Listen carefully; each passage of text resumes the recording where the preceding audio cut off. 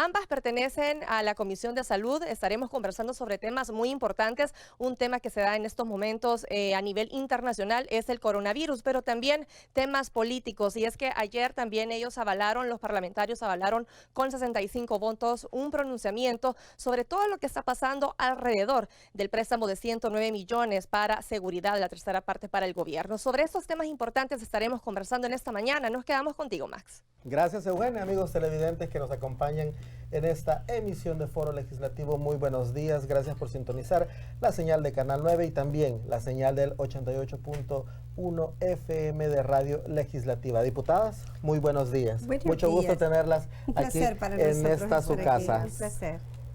Bueno, creo que el tema con el que vamos a iniciar esta mañana en Foro Legislativo son los sucesos acontecidos el fin de semana, diputadas. Me gustaría que nos hicieran un breve análisis, cada una de ustedes, en cuanto a esa situación que se dio prácticamente el día domingo en la tarde, cuando pues elementos militares y elementos de la Policía Nacional Civil pues irrumpieron en el Salón Azul de la Asamblea Legislativa. Bueno, efectivamente, creo que esta es una semana que posterior a esos eventos debe de ser una semana que nos debe de llamar mucho a la reflexión. Nosotros como grupo parlamentario nos hemos mantenido en pie de la defensa de la democracia de este país, que costó muchísima sangre. De hecho, todavía tenemos muchas secuelas en la posguerra, nosotros lo sabemos. Y eso pues nosotros no podemos discutir de que el hecho de que lo acontecido a través de la decisión del ciudadano presidente de irrumpir las instalaciones de la Asamblea Legislativa o irrumpir más allá de las instalaciones, la responsabilidad de cada uno del Estado, venir, sentarse en la silla del presidente, que no es porque sea el presidente, sino por lo que simbólicamente eso representa para nosotros. Creo que nos llama a detenernos cuál va a ser la visión de país que nosotros vamos a tener en estos próximos 4 años. Y realmente, como tú lo dices, el día de ayer concluimos con una determinación y un pronunciamiento que fue avalado por todas las fracciones legislativas. Creo que únicamente gana, a pesar que creo que votó también alguno de ellos. Pero sí es importante decirlo, que aquí nosotros no estamos avalando la personería del diputado, estamos luchando por la institucionalidad y la gobernabilidad del país. De hecho, nosotros tuvimos una guerra civil en el cual terminó con los acuerdos de paz. Fuimos un ejemplo a nivel mundial por haber llegado hasta ese momento en el que todas las partes del conflicto definimos y determinamos que para que este país siguiera adelante tenía que tener una institucionalidad y en la que los 3 poderes del Estado tenían que tener una balanza similar. Por lo tanto, rechazamos, denunciamos y continuaremos todo lo que queda del periodo luchando, porque así como hemos visto este día al señor presidente de una manera tan caprichosa y de una forma tan, diría yo, malcriada, asumiendo responsabilidades que no son de su competencia, no se vuelvan a repetir, sobre todo porque estamos de esta manera destruyendo todo un proceso de democracia que ha costado sangre al país salvadoreño. Sí. Diputada Elizabeth, estas acciones no solo hicieron eco a nivel nacional, sino que también a nivel internacional. Muchos organismos internacionales se pronunciaron, el embajador también de los Estados Unidos aquí en el país también llamó a la tranquilidad y a no utilizar la fuerza de esta manera que se hizo el fin de semana. Mire, en primer lugar, yo quiero condenar categóricamente la intromisión del presidente Nayib Bukele a este primer órgano del Estado salvadoreño. La militarización que ocupó en el Salón Azul realmente es lamentable, inaudito e inédito en los últimos 28 años en este país. También quiero solidarizarme con las colegas diputadas que han sido perseguidas en los últimos 3 días, coaccionadas a ellas y a sus familias. no se vale que cuando se tengan diferencias entre órganos del Estado, entonces ahí es cuando el sistema no funciona o no me sirve.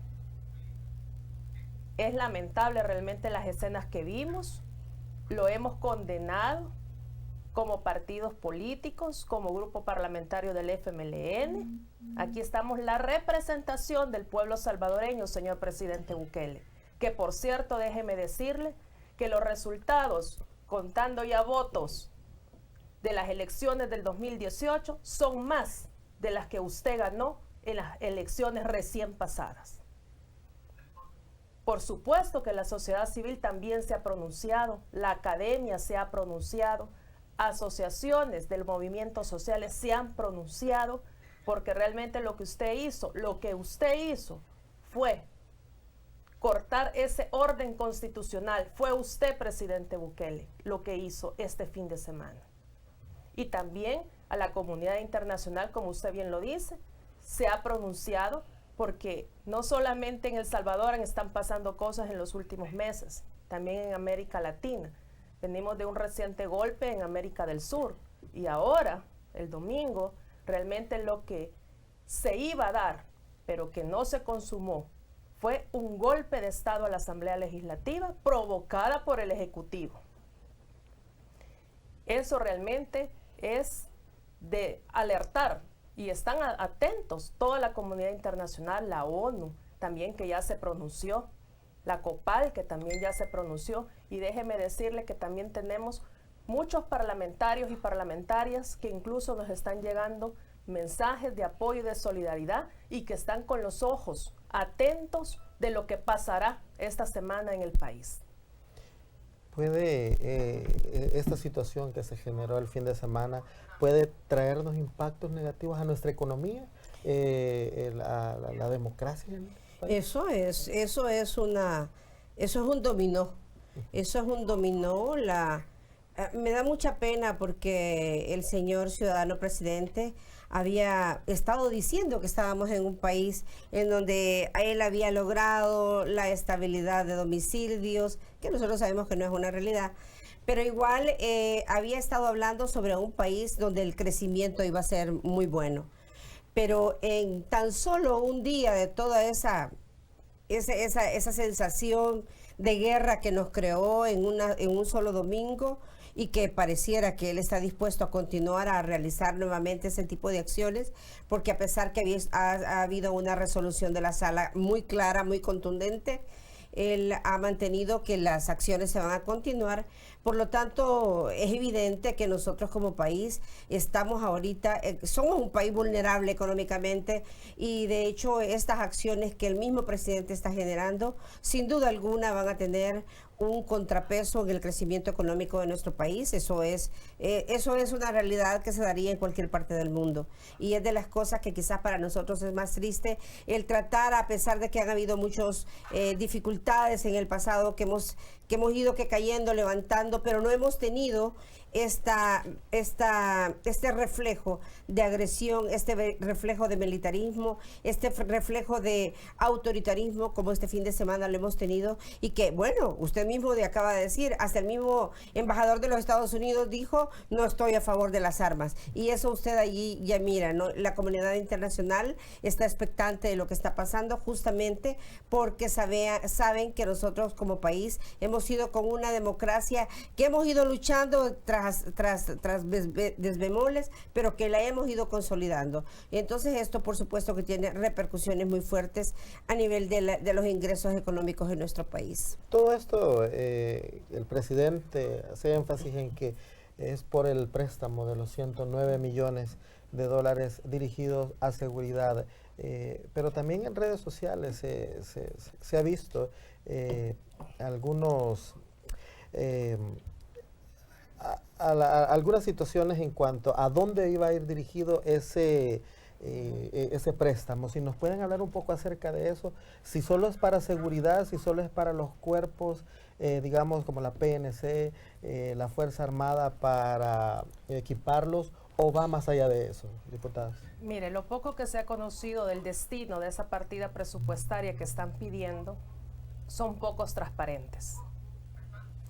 Por eso nuestro grupo parlamentario ha pedido mayor información, y creo que no solo el FMLN, sino otros partidos políticos, porque no hay claridad hacia dónde se van a destinar grandes cifras, y también hay montos de alrededor de 30 millones para unos sistemas de videovigilancias, donde también nos llama la atención quién va a ser el proveedor.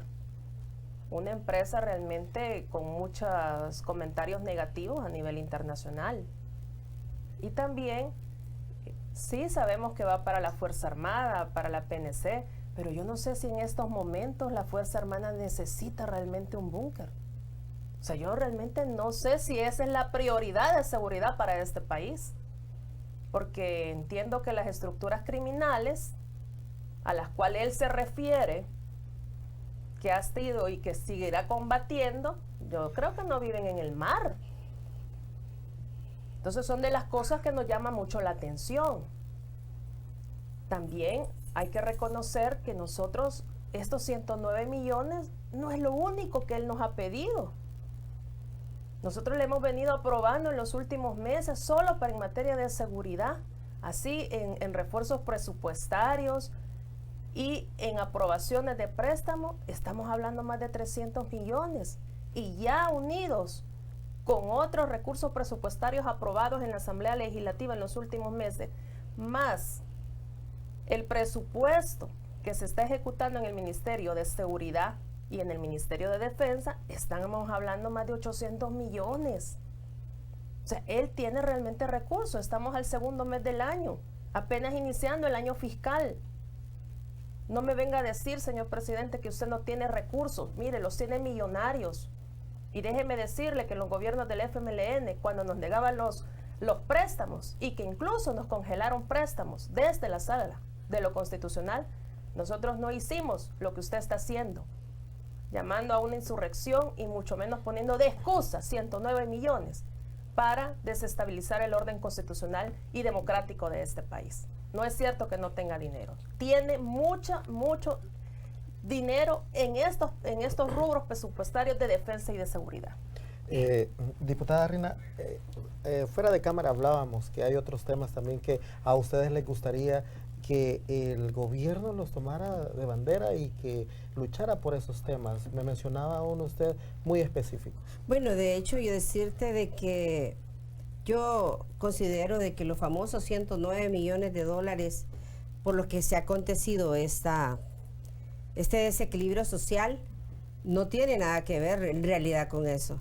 Nosotros en la plenaria de hace 2 plenarias se definió y se llegó a la conclusión de la necesidad de llamar a 2 de los funcionarios del gobierno por la ineficiencia que tienen para el abordaje de temas de país que son de alta envergadura. Entre ellos a la señora ministra de Salud por haber dado la orden que la población en general tomara agua, que nosotros sabemos que tiene altísimas concentraciones de E. coli y de algunos minerales pesados, por lo tanto no es apta para el consumo humano. Y también el presidente de ANDA, quien debe de enfrentar cada una de las cosas que están pasando, y entre ellos es la falta de líquido en la mayoría de las colonias. O sea, si ha sido esto un problema, ahora ha sido algo dramático. Y eso pues ha llevado a que definitivamente el Ejecutivo venga y nos quiera a nosotros decir, es el que mando aquí, soy yo. Tal cual lo dijo cuando el señor presidente se sienta en la silla del presidente de la Asamblea y dice, ahora vemos quién realmente manda. Ahora bien, hay leyes que necesitarían acciones de gobierno central de alto impacto. No de ese nivel de desestabilización, pero sí de presencia y sobre todo de pronunciamientos y de exigencia. Y eso es la ley del agua. Pero nosotros vemos que en temas que son de alta necesidad para nuestro pueblo, realmente ahí no le interesa al Ejecutivo, porque llevamos ya 8 meses ellos en el gobierno y no sabemos ni siquiera cuál es la posición ante una ley de agua que nosotros hemos estado como grupo parlamentario solicitando que se trabaje. Y de hecho estamos ahora trabajando, el día de ayer se recibió una nueva propuesta que esperamos que esta propuesta pues salga. Tenemos la ley de pensiones, que tampoco hemos tenido una propuesta del Ejecutivo. Por lo tanto, los 109 millones no pueden venir a ser la excusa para venir a irrumpir la Asamblea Legislativa cuando hay temas de nación de alta prioridad que necesitan que se manejen, y no es porque los diputados seamos haraganes, vea, como él lo quiere hacer notar, porque eso también es importante.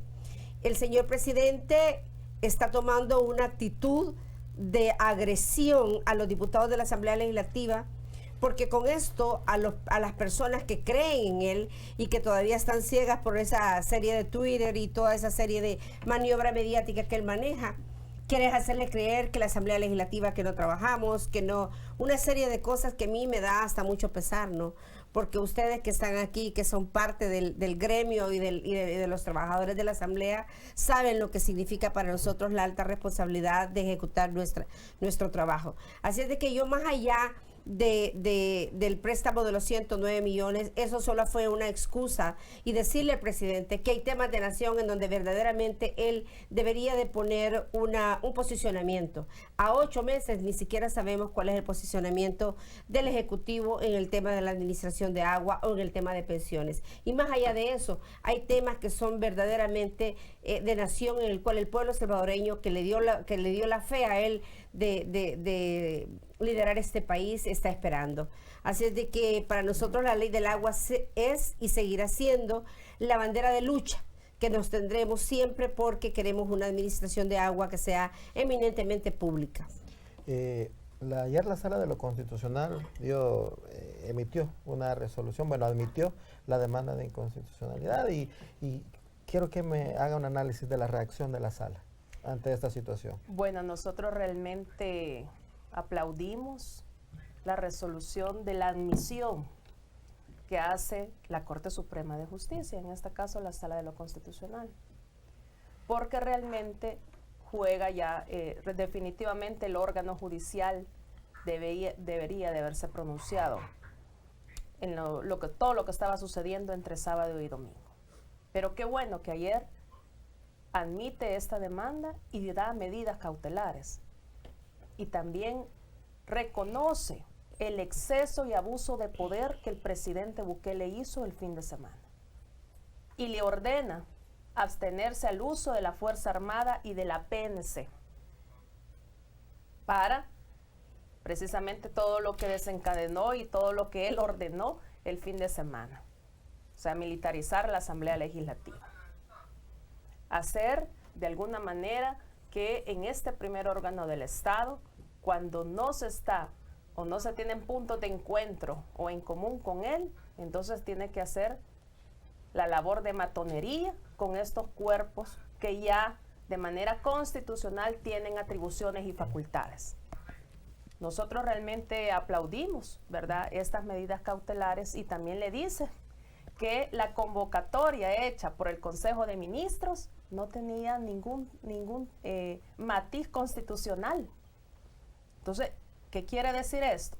Que el viernes, cuando la Asamblea también, su pleno legislativo, aprueba en que no se va a venir el día domingo porque no hay tal orden constitucional, porque no hay asidero legal de esa convocatoria del Consejo de Ministros, y por eso no nos hicimos presentes. Varios grupos parlamentarios. Ayer nos dio la razón la Sala de lo Constitucional, porque está establecido en la Constitución de la República cuando los consejos de ministros convocan una sesión extraordinaria de la Asamblea Legislativa, calamidad pública. No había, o sea, el tema de seguridad es un tema que se está discutiendo de manera frecuente en las comisiones, y por eso, ya había explicado, se han aprobado millones para el Ejecutivo. También, hay que decirlo, con este tema del agua, mire, hubo tal interés en hacer todo lo que se ha hecho en estos últimos 3 días, a pesar que puso en riesgo el Ministerio de Salud, y anda Más de 1 millón de usuarios. Más de 1 millón de usuarios. Eso realmente contrasta, ¿verdad? Todo lo que ha sucedido, los temas que él de alguna manera ha usado. Por eso es que vemos a bien. Yo espero realmente que la sala pues siga abordando el tema y que realmente pues ejerza ahí sus atribuciones cuando dos órganos del Estado tienen ese choque. Porque nadie puede atribuirse a un órgano a otro. Para eso están los pesos y los contrapesos también establecidos en la Constitución de la República. Importante análisis de la situación que se vivió el fin de semana aquí en la Asamblea Legislativa, las 7:41. Es momento de hacer nuestra primera pausa. Por favor, vamos a una breve pausa. Regresamos en unos minutos.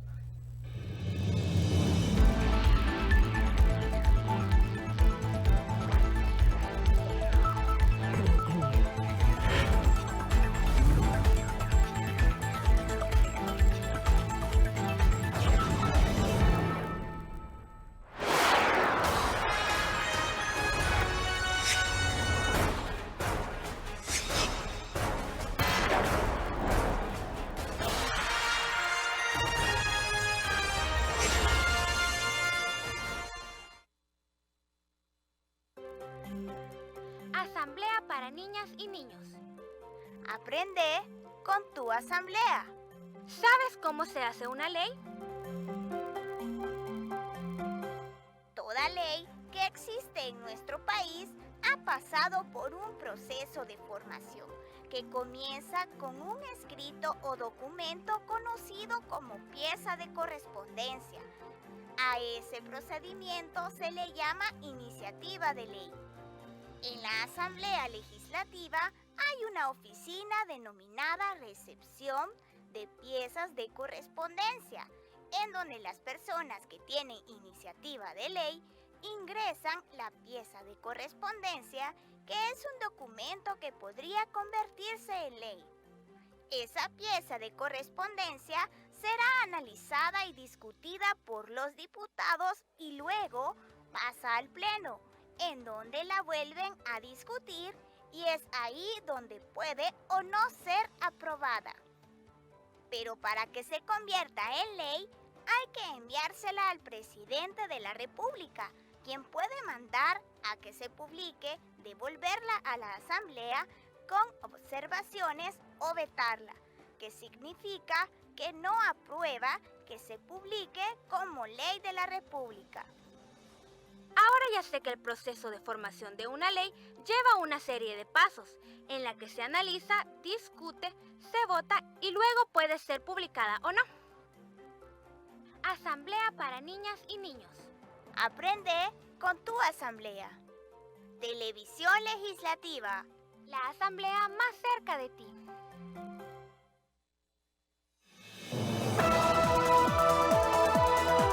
Ya estamos listos en esta mañana para iniciar con su entrevista matutina Foro Legislativo, donde le damos a conocer en detalle todo el trabajo de los legisladores y las opiniones de los diversos grupos parlamentarios. Foro Legislativo, de lunes a viernes, de 7 a 8 de la mañana. a través de Canal 9, Televisión Legislativa y Radio Legislativa de El Salvador, 88.1 del dial. Lo esperamos.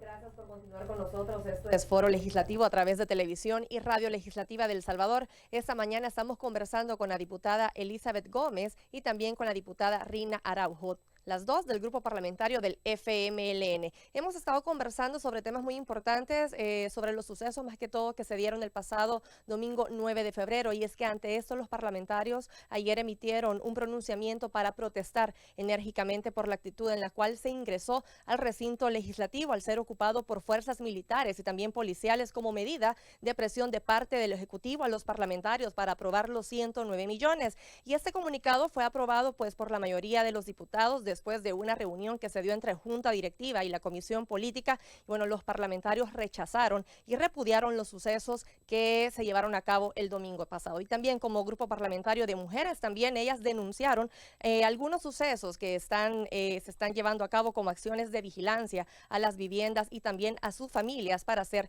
intimidadas. Y bueno, ellas pertenecen también a la Comisión de Salud, son doctoras de profesión. También hay temas importantes que tocar en esta comisión. Adelante, Max. Gracias, Eugenia, y a usted, amigo televidente, que continúa en sintonía de Foro Legislativo. Gracias.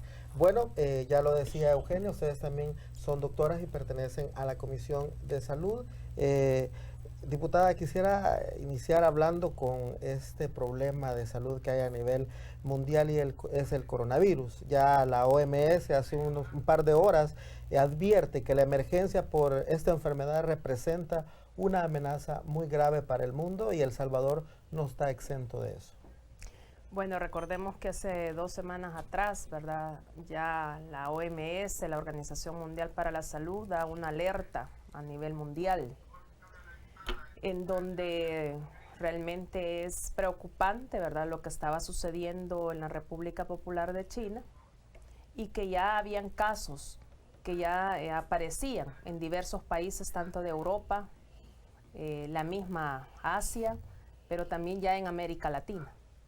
Eso hace que la OMS declare esta alerta mundial para que todos los sistemas sanitarios del mundo hagan y tomen medidas de emergencia y de prevención.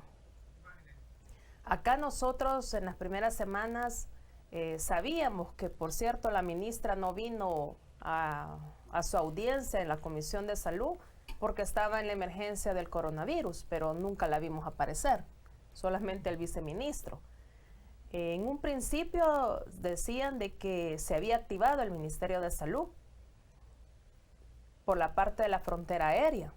Le hacíamos el llamado, nosotros, yo recuerdo en esa semana, le hacíamos el llamado que no solamente se viera la frontera aérea, sino que todas las fronteras terrestres y marítimas del país. Y por supuesto, la ventaja que ellos tenían era que en nuestro gobierno del FMLN se habían quedado equipos especiales, sobre todo en el Aeropuerto Internacional Monseñor Romero, para la detección, ¿verdad?, de pacientes, por decirlo así, febriles, con síntomas realmente de algún tipo de virus.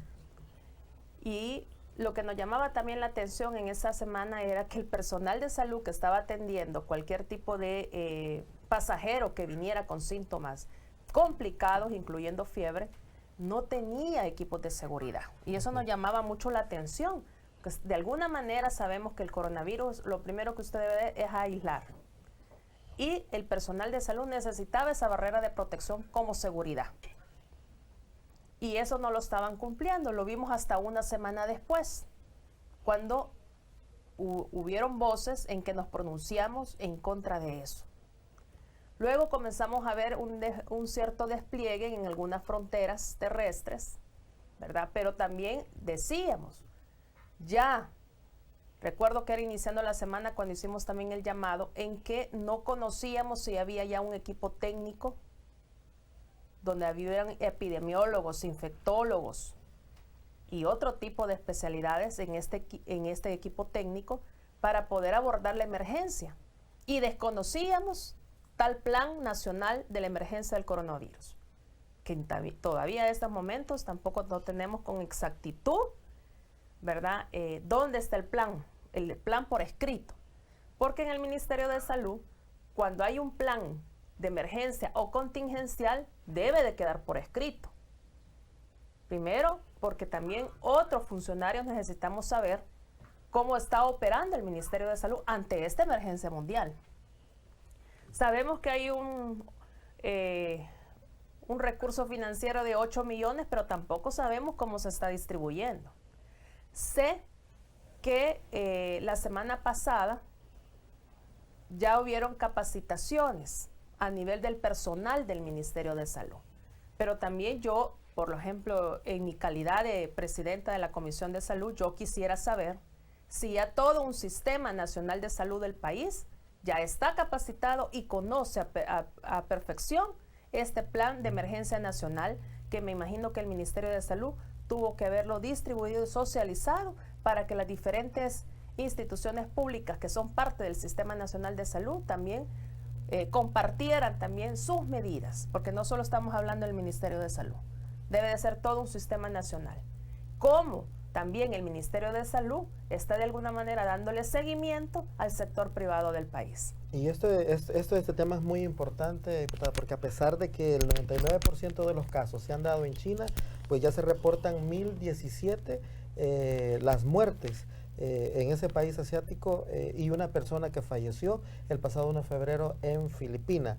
Al mismo tiempo, la Organización Mundial de la Salud informa que son 3.996 personas que han conseguido recuperarse del letal virus allí mismo en China, pero en el mundo ya superan las 43.000 personas infectadas con este brote. Por eso precisamente nosotros quisiéramos conocer cuál es el plan de emergencia nacional que tiene este gobierno. No solamente en el sistema público, sino que también en el sistema privado. ¿Cuántas personas no viajan de manera cotidiana en este país y cuántas personas no entran a este país? Y no van a consultar a un sistema público, pueden hacerlo en un sistema privado. ¿Tenemos control de eso en estos momentos? Porque en las últimas semanas también escuchamos de casos sospechosos o casos que podían, ¿verdad? Que al final pues no sabemos en qué paró, porque tampoco sabemos, ¿verdad?, qué ha dicho tanto el ministerio, las autoridades del Ministerio de Salud con estos casos. Y es importante conocer, digamos, los planes, porque también en el país hay otras enfermedades que sí están causando muerte, diputada Reina, y hablamos de las neumonías. Sí, y fíjate que aquí entramos en algo muy importante.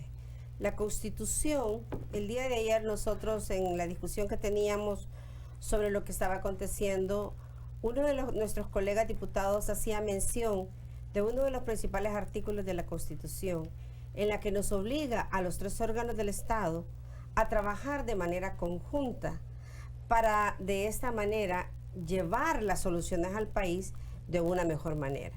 Yo creo que esa es la principal falla que tiene ahorita el gobierno del presidente Bukele, es el aislar el área de los funcionarios del Ejecutivo con el área legislativo. O sea, desde que llegó todos los diputados somos enemigos del Ejecutivo.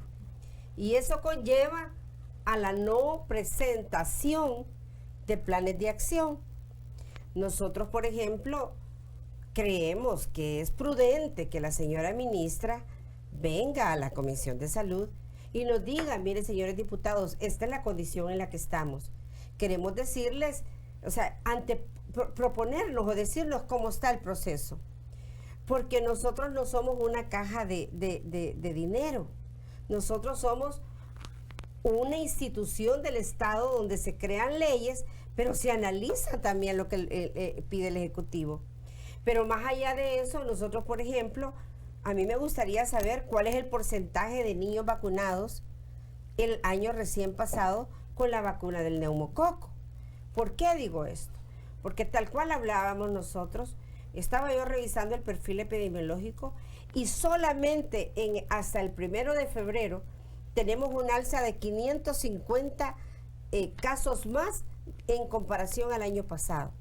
Y tenemos también ahí cuánta es la cantidad de la población vacunada. Y solamente logramos vacunar el 47% de la población. Pero más allá de eso, es impresionante que llevamos 60 fallecidos. Solamente por neumonía. Estamos hablando del coronavirus, pero no estamos tratando una problemática que son las neumonías que nos están dando más problemas. Y fíjate que el porcentaje de la aplicación de la vacuna del neumococo, que fue una de las vacunas que tanto se luchó el gobierno anterior porque se quedara plasmada en la cartilla de vacunación, de la cual es orgulloso porque extendimos la cantidad y se le generaron presupuestos a los adultos mayores, que es una de las poblaciones más vulnerables y que son de las que más mueren por neumonía. Solo tienen el 1% de esa población tiene la vacuna del neumococo. Entonces, estamos hablando del coronavirus, se les ha dado 8.6 millones, no conocemos cuál es el plan que tiene el Estado, sabemos nada más lo que la Organización Mundial de la Salud dice. Hay, por supuesto, a través del gobierno una prohibición de que se publiquen cuáles son los casos o no sospechosos. No sabemos cuál es el plan de forma organizada, de cuáles han sido las metas que ellos tienen, cuáles son los objetivos ante este plan. Solo sabemos que se les dio 8.6 millones. Ahí está lo triste, de que solamente nos tiran la cantidad de dinero, pero nosotros no sabemos cuál es el plan. Es lo mismo que está pasando con el plan territorial, que nosotros solo nos hablan del plan territorial, pero no sabemos de qué se trata. Solo nos pidieron 20 millones de dólares para comprar botas, les preguntas y no nos han dado botas. Entonces lo mismo está pasando en todas las carteras de Estado. En salud es dramático, porque aquí estamos hablando de muertes. Hay 60 fallecidos por neumonía, hay 456 casos más que el año pasado, hay un 43% únicamente de vacunados para neumococo, cuando hay vacuna para neumococo, hay el 1% de vacunación en la población vulnerable, que es de los adultos, cuando nosotros sabemos que es la población que está muriendo. Entonces, más allá de esto, lo que nosotros quisiéramos es, como diputadas, como médicas, es conocer los planes de salud que este gobierno tiene, para que nosotros, por ejemplo, yo estoy en una comisión que estoy a nivel internacional en el plan de lo que es tuberculosis. Y sí que me gustaría saber cuánto ha sido lo que el gobierno le ha aumentado, por ejemplo, al tema de tuberculosis. Cuando nosotros sabemos que los presos han sido unidos, los enfermos con los sanos, ¿verdad? Entonces, todo ese montón de cosas nosotros necesitaríamos conocer los planes de trabajo a través de cada una de las carteras de Estado y de los proyectos que nosotros también, como funcionarios en el Parlamento, tenemos derecho a interrelacionar para hacer mejores proyectos en la población. También, diputada Elizabeth, otro de las enfermedades que afecta a nuestra población es el dengue, y según ese boletín epidemiológico del Ministerio de Salud se registran 904 casos sospechosos a nivel nacional, lo que significa un incremento del 35% en relación al año anterior, es decir, 232 casos más de personas con síntomas de esta enfermedad. Importante poner la atención en estas cifras, porque con esta alerta mundial también nos puede pegar duro de llegar a registrarse un caso de coronavirus aquí en el país. Lo que pasa es que realmente el Ministerio de Salud debe de abordar el perfil epidemiológico del país con mucha seriedad. En el caso de dengue, sabemos que el año pasado hubo un alza impresionante, que llegaron a más de 23,000 casos sospechosos de dengue, y que de alguna manera se quería o se pretendía ocultar estos datos. También es de decir que la alza de mortalidad del dengue el año pasado aumentó significativamente y que al principio negaban. Por eso nosotros también en la Comisión de Salud invitamos a la ministra de Salud para que llegara realmente a decirnos cómo estaba en aquel momento la enfermedad del dengue. Ellos negaron rotundamente una epidemia de dengue. Para nosotros, por lo menos hubo un brote epidemiológico de dengue. Para muchos hubo epidemia. Sin embargo, las autoridades lo descartaron y nunca dijeron que había sido epidemia. Pero cuando usted tiene un alza significativa de casos sospechosos de dengue, cuando usted tiene un índice mayor de mortalidad de dengue, dígame cómo se llama eso. Sí. Y realmente este ministerio debe de tomar cartas en el asunto en estas enfermedades, que no es la primera vez. Sí, no es la primera vez. Pero si usted no tiene y no aborda las medidas como debe de ser, esa enfermedad que tiene años y años en el país puede causar una catástrofe de salud pública en el país. Y ahora con la situación de agua, que no se ha quitado la crisis contaminada de agua. Y de alguna manera las personas también están almacenando agua. Y eso es lo que puede llevar también a mayores índices de dengue. Y ya lo estamos viendo. Estamos en febrero y miren los casos sospechosos que van. Bueno, las 8 en punto, es momento de hacer una pausa, pero por favor no nos cambie, regresamos en unos instantes.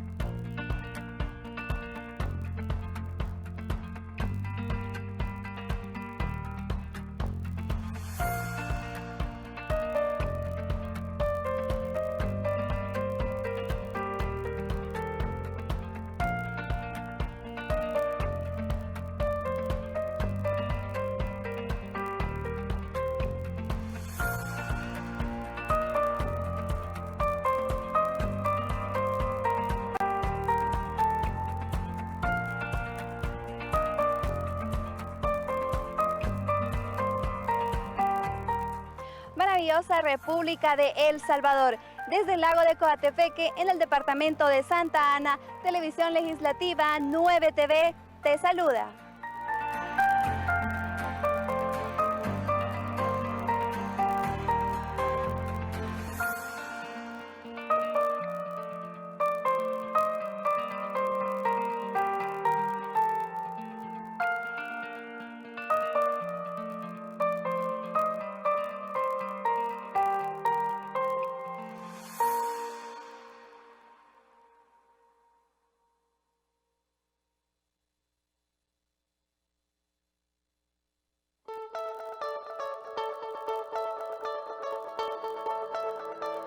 La Asamblea Legislativa continúa trabajando en favor de la población salvadoreña.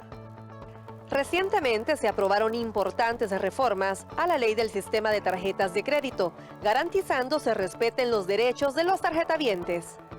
Con estas modificaciones se garantizan aspectos importantes como la prohibición de cobro de interés sobre recargos por mora o que ésta se refleje como compra o se capitalice. También obliga a los bancos a entregar los finiquitos y cancelaciones de tarjetas de crédito gratis y en un plazo no mayor a 24 horas. Y para el caso de documentos de obligación o pagarés, deberán devolverlos en un plazo no mayor a 5 días. Otro de los beneficios aprobados es que a partir de hoy deberán notificarte de forma gratuita sobre las transacciones que realices con tus tarjetas de crédito. Esto es gracias al esfuerzo de nuestros diputados, que garantizan a la ciudadanía el fin de abusos por parte de los proveedores de servicios de crédito. Asamblea Legislativa de la República de El Salvador.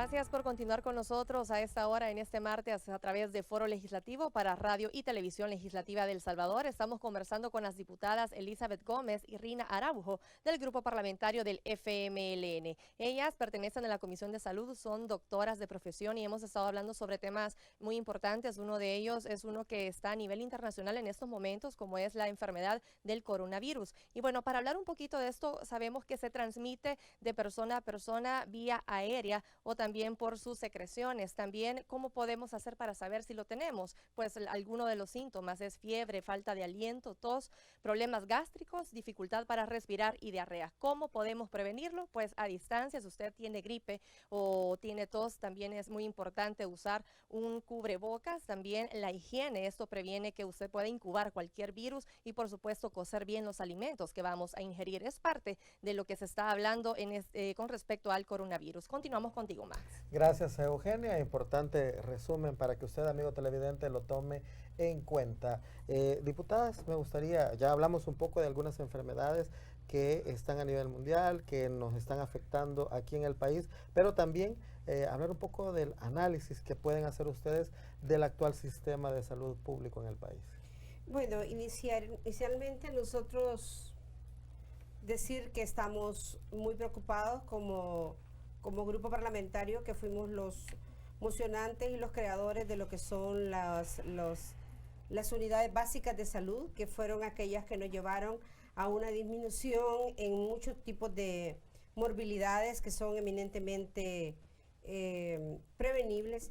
Y una de las cosas más importantes es el cierre de los ECOs comunitarios, que son las unidades básicas de salud que llevan a la población la educación, la atención primaria y sobre todo la vigilancia de que toda aquella patología que se esté generando en una comunidad sea a través de un equipo comunitario visualizada y por supuesto referida al centro de atención primario.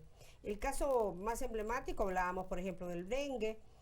Tenemos una diferencia de 300 y tantos casos en el año pasado. Este año tenemos aproximadamente, según el reporte epidemiológico de este año, hasta la semana 4 estábamos hablando de que llevábamos 643 casos sospechosos de dengue. Y eso pues no es más que lo que es ir a las comunidades como equipos comunitarios, el manejo de lo que es la batización, el manejo de lo que es la fumigación, que no se está dando ahorita en las comunidades, es realmente preocupante. Otra de las cosas que para nosotros se nos vuelve un problema, estamos también muy pendientes, es el tema de la donación que tuvimos de medicamentos. Cuando recién entró el señor presidente, hicieron haciendo un acto político que para mucha la población fue una alegría, porque dijo, ahora ya tenemos medicamentos, ¿verdad? Él dijo, hemos recibido una donación millonaria. Pero más allá de eso, el problema es lo que estamos teniendo ahorita. Hace aproximadamente 4 semanas en el Río Grande se encontraron una cantidad increíble de cajas de medicamentos de salbutamol spray, vencidas en enero del 2020. ¿Qué pasó? A los compañeros de las unidades de salud, de Fosalud, de cualquier clínica donde usted llegaba, le daban, mire, lleve. Lo importante era evacuar el producto para que no quedara ahí. ¿Qué pasa? Nosotros, si somos médicos responsables, sabemos que no podemos dar el medicamento a libre albedrío. Y ahora estamos teniendo que las unidades de salud, al tener esas grandes cantidades de medicamentos que no pueden ser utilizados porque están vencidas, lo que hacen es querer deshacerse de ellas. Prueba de ello es que en el Río Grande han encontrado esas cantidades de cajas de salbutamol que habían sido entregadas a una unidad de salud. Y que por supuesto, aquí es donde nosotros venimos a preguntar, ¿es más cara la medicina que la enfermedad? Porque ahora tenemos un problema de desperdicio biológico que está, de químico que está ahora, imagínate tú, lo van a tirar a los ríos. Y sería prudente acá en este caso que aquellas áreas que el ministerio tiene de un análisis y de, por supuesto, un seguimiento a todo este tipo de procesos, vean cómo se está haciendo el descarte de esta cantidad de medicamentos. Porque mira, cuando tú ibas a pasar consulta a una unidad de salud, si tú ibas por la gripe, te decían, mire, le voy a dar un óvulo para que se ponga. Pero ¿y para qué el óvulo? Usted póngase lo que le va a ayudar, porque era tanta la cantidad de medicamentos que lo que querían era evacuar ese medicamento. Y normalmente, cuando una institución te regala medicamentos, son medicamentos que están por vencerse. Y no podemos estar dándole a la población un medicamento vencido, pero tampoco podemos ser receptores de basura química y solo para hacer un acto popular decir, miren, me vinieron 10 millones de dólares en medicamentos, ahora yo ya tengo capacidad de gestión. No es así como se maneja un sistema de salud que es sumamente complejo y que hay que hablar una cosa. Entendemos que no va a haber ningún sistema de salud perfecto, pero sí es perfectible. Y lo que sí es de tener una conciencia es que se ha trabajado mucho en el primer nivel de atención. Nos costó que la Asamblea Legislativa en 3 años diera un préstamo de 170 millones que iba a ser exclusivamente para el desarrollo de una red hospitalaria como el Hospital Rosales en primer lugar y luego las otras lugares de salud que iban a estar establecidas. Y fíjate bien, cómo nosotros hasta este momento no tenemos ninguna información de cómo va ese préstamo. Fíjate qué importante. Se sacó en junio del 2008. Nosotros tenemos información de lo que quedó hasta en mayo del 2019. Del 2019, el año pasado. Desde el mayo de 2019 tenemos cómo quedó ese préstamo. Pero a este momento nosotros no sabemos cómo va. Y va a ocurrir lo mismo que le está pasando al presidente ahorita con esto del... Después va a venir diciendo que nosotros no le queremos liberar lo demás del presupuesto. Nosotros quisiéramos que los ministros vengan y nos informen cómo se está trabajando, porque la liberación de presupuestos tiene que ir a la par de un informe de cómo se ha gastado lo anterior, en este caso del préstamo del Hospital Rosales, que también llevaba incluido ECOS, y que de una manera irresponsable hacerle la denuncia que no deben de cerrarse los ECOS. Llevamos más o menos 9 ECOS cerrados a nivel nacional y eso es sumamente preocupante porque es no trabajar en lo que es la red del primer nivel de atención en prevención, en donde se pueden evacuar este tipo de temas como dengue, neumonías y una serie de enfermedades que son eminentemente prevenibles si se hace trabajo a nivel primario. Perfecto. Diputada Elizabeth Gómez, su análisis.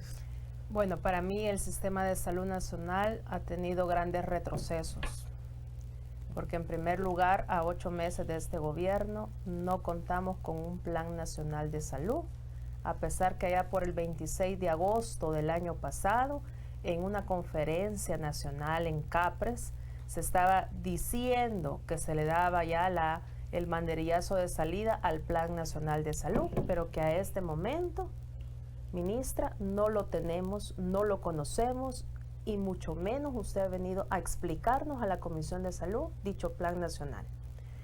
Y por cierto, déjeme decirle que ya hay una ley del Sistema Integrado Nacional de Salud que aprobamos en mayo del año pasado y que ya entró en vigencia el 18 de noviembre del año pasado, en el cual allí le da a conocer cuáles deben de ser los temas prioritarios que deben de abordarse en un plan nacional y una política nacional de salud, que a este momento la desconocemos. También nosotros en los gobiernos del FMLN impulsamos la reforma de salud, donde nuestra prioridad era la atención integral, la atención primaria.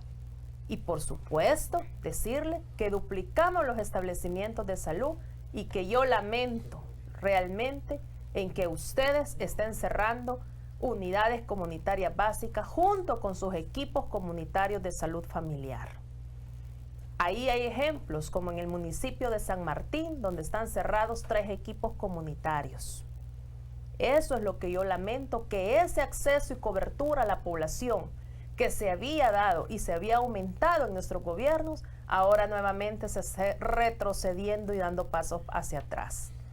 También lamento que una de las cosas que para nosotros era prioridad era esa atención especializada. Y por eso creamos las unidades comunitarias especializadas en el primer nivel. Y por eso reforzamos la parte de ginecología y obstetricia en hospitales nacionales del país y pusimos ginecólogos y ginecólogas las 24 horas del día. Por eso reducimos la mortalidad materna en nuestros gobiernos. Lamentamos también el hecho de los cierres de centros especializados como el Centro Oftalmológico Nacional de San Vicente. Y realmente lo lamento porque yo soy diputada del departamento de San Vicente y ver ese centro nacional cerrado realmente me indigna esa falta de acceso a esa atención de salud visual especializada, donde todos los días habían 200 personas y donde todos los días se curaban de pterigión, de cataratas y de retina alrededor de 50 personas. Que ustedes dicen que abrieron un centro oftalmológico en la Sacamil, que de igual manera desconocemos cuántos oftalmólogos están. Dicen que hay 4 oftalmólogos en el Hospital Sacamil, pero mire, yo vengo de ver un equipo multidisciplinario de más de 20 personas, solo la Brigada Cubana, más otro también número de personas salvadoreñas atendiendo ese Centro Nacional de San Vicente. Y quisiera realmente que el ministerio me comprobara de aquí a 3 meses cuántas es la cantidad de cirugías que han hecho para ir aliviando esta salud visual de los pacientes y la vamos a contrastar con el Centro Nacional de San Vicente. Porque no es justo aperturar un nuevo centro oftalmológico en la Sacamil, pero que realmente no rinda las mismas condiciones que ustedes no han querido aperturar nuevamente el centro de San Vicente. Eso realmente para mí es lamentable. Por eso es que yo digo que el Sistema Nacional de Salud en este país, con este gobierno, tiene grandes retrocesos al derecho humano a la salud de la población. Diputada, si el próximo sábado, que es la interpelación tanto de la ministra de Salud como del presidente de ANDA, ¿van a poder ustedes hacer este tipo de preguntas, de pedir explicaciones, o únicamente solo se va a poder preguntarles a los funcionarios sobre la emergencia de agua que se suscitó? No, se han convocado básicamente para hablar sobre el tema de agua y nuestras preguntas van a ir enfocadas, por supuesto, en la responsabilidad que ellos como funcionarios les determina el ejercicio de la función. Sí debemos de preguntar claramente, porque cuando tú te pones en un puesto como funcionario, tú juras que tú vas a ser fiel a la población.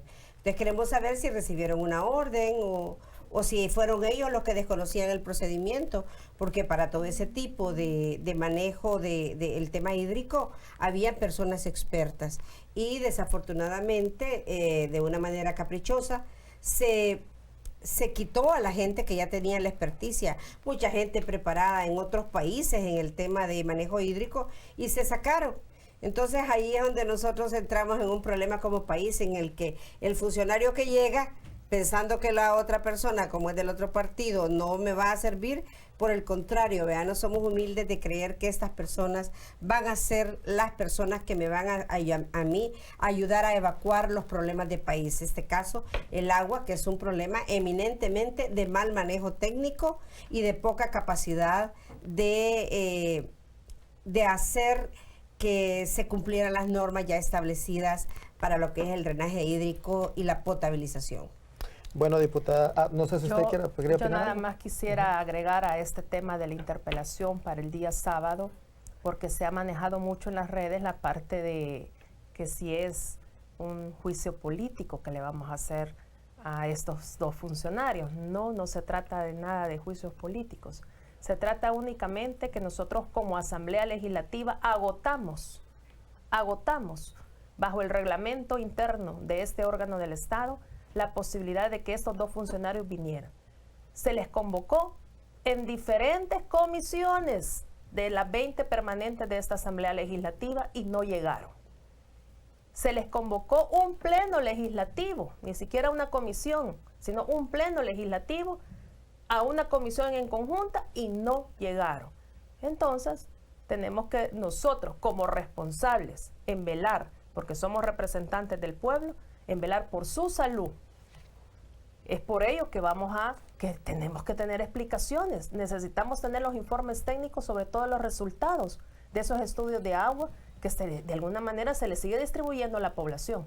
Necesitamos saber los estudios de antes, durante y después, y qué es lo que están haciendo y cómo lo están haciendo. Eso es lo que necesitamos como responsables que somos en velar por la salud del derecho humano de la población salvadoreña. Eso es lo que va a pasar el sábado. Nos vamos a enfocar en el tema de salud de manera responsable, de manera técnica. Por eso digo que es totalmente mentiras de que el sábado se le hará un juicio político. No. Lamentablemente, señores funcionarios, presidente de ANDA y ministra de Salud, ustedes no quisieron venir en 3 comisiones convocadas a esta Asamblea Legislativa y nosotros hicimos uso de nuestro reglamento interno como atribuciones y roles que nos da la Constitución de la República. Bueno, diputadas, yo les agradezco el haberme acompañado esta mañana. Se nos ha pasado el tiempo volando. Espero, bueno, hay muchos más temas que tenemos que conversar y espero tenerlas en una próxima cita aquí en Foro Legislativo. Bueno, muchas gracias. Va a ser un gusto. Estamos trabajando también en la comisión sobre la ley de trasplante de órganos, que también para nosotros sería importante hablarle a la población salvadoreña, porque es un tema del cual está basado en la solidaridad y está basado en el amor. Así es de que para nosotros como diputadas va a ser un gusto que también un día nos inviten para hablar de esa ley tan preciosa que como Comisión de Salud, a través de la presidenta de la comisión y por supuesto de los demás compañeros legisladores, estamos trabajando. Perfecto. Bueno, y a usted también, amigo televidente y radio escucha, gracias por habernos sintonizado, por habernos acompañado en una emisión más de Foro Legislativo. Pero por favor no nos cambie porque hay más que ver aquí en Televisión Legislativa y por eso vamos con Eugenia. Así es, gracias Max, también gracias a nuestras diputadas del grupo parlamentario del FMLN, la diputada Elizabeth Gómez y Rina Araujo. Y bueno, ante la preocupación por la salud de los salvadoreños al suministrarles en las últimas semanas agua de mala calidad y de forma irregular por la autoridad competente, el Pleno Legislativo pues ha autorizado el próximo 15 de febrero interpelar pues al presidente de ANDA y también a la ministra de Salud. Ellos tendrán que responder a todas las preguntas y repreguntas que los parlamentarios realicen. Así finalizamos Foro Legislativo. La invitación para que usted siga en nuestra sintonía en la tercera parte de su revista matutina Temprano Contigo con Daisy y Alex Nolasco.